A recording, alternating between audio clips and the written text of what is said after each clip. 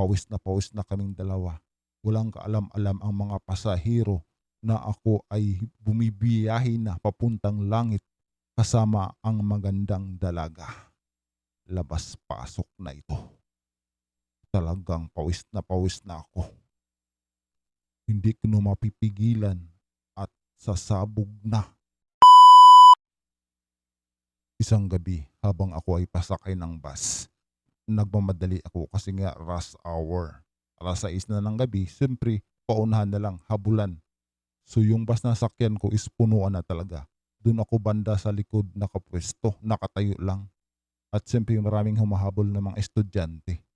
At yun nga, merong isang babae na dito sa bandang harapan ko, kasabayan ko lang din siyang umakyat sumakay. Naka-miniskirt lang siya at blondie ang kanyang buhok. Kitang-kita ko talaga ang kurba ng kanyang katawan, talagang napaka-sexy nito. Halata na dalaga kasi napaka-sexy.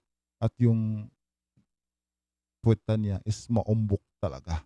Yes, maumbok talaga mga idol ko. So yun nga, ang iniisip ko nagkatotoo nga, napadikit ako sa kanya. Kasi nga siksikan, sa bandang gilid ko may nakatayo, sa likuran ko din meron. So habang nakatayo ako sa kanyang likuran, hindi mapigilan o hindi ko maiiwasan na mapapidikit sa kanyang puwitan itong si junior ko. Tama ang narinig niyo, si junior ko is talagang nasasagi sa puwitan ng magandang dilag sa harapan ko. Hindi ko naman sinasadya at wala din akong choice kasi napakasiksik, halos hindi na nga ako makagalaw. So siya, patay mali siya na lang kasi siguro iniisip din niya na hindi ko rin naman sinasadya yun.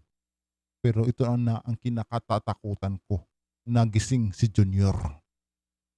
Galit na galit si Junior dahil sino ba namang hindi magagalit? Doon siya nakatutok sa may malambot na likuran na magandang dalaga na nasa harapan ko.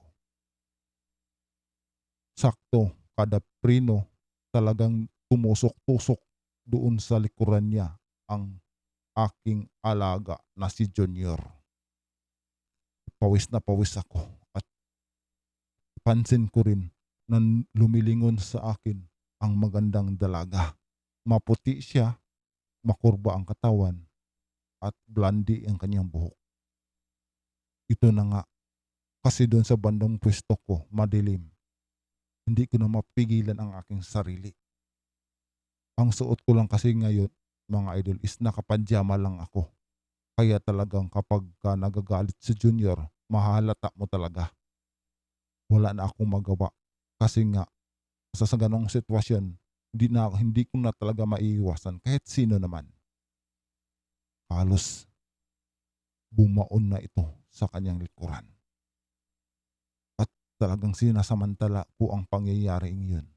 Dahil madilim ang aking pwesto, walang makikita kasi sira yata yung ilaw ng bus na nasakyan namin. Hindi ko alam kung bakit ko nagawa yun. Nilabas ko ang aking alaga. At mismo tinotok ko ito sa puwitan ng magandang dalaga na nasa aking harapan. Nung pagtutok ko sa kanya, napalingon siya sa akin at pinagpawisan. Wala na akong magawa dahil ako ay alipin lamang ng makamundo na pagnanasa. Dahan-dahan kong itinaas ang kanyang skirt kasi ang suot lang niya kasi is miniskirt. So yun na nga tumambad sa akin na nakatibak lang pala ito.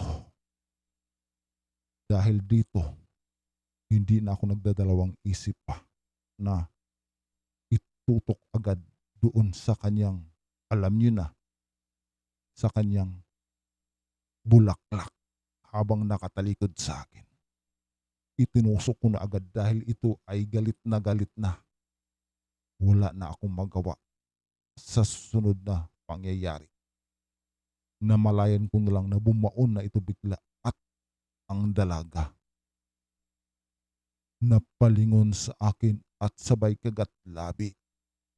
Wala na akong magawa. Sinasabayan ko na lang ang bawat hataw ng bus. Humahataw din ako sa likuran ng magandang dalaga. Pawis na kaming dalawa. Walang kaalam-alam ang mga pasahero na ako ay bumibiyahe na papuntang langit kasama ang magandang dalaga. Labas-pasok na ito. Talagang pawis na ako. Hindi ko na mapipigilan at sasabog na ang galit ni Junior. Hito na nga. Talagang itinudo ko na ang lakas ko. Boom! Pak! Nagising ako. Nauntog ako sa dingding ng bus. Nakatulog lang pala ako. Lagpas na pala ako sa sinasakyan kong bus. So hanggang dito na lang ang aking kwento. Maraming salamat sa inyong lahat.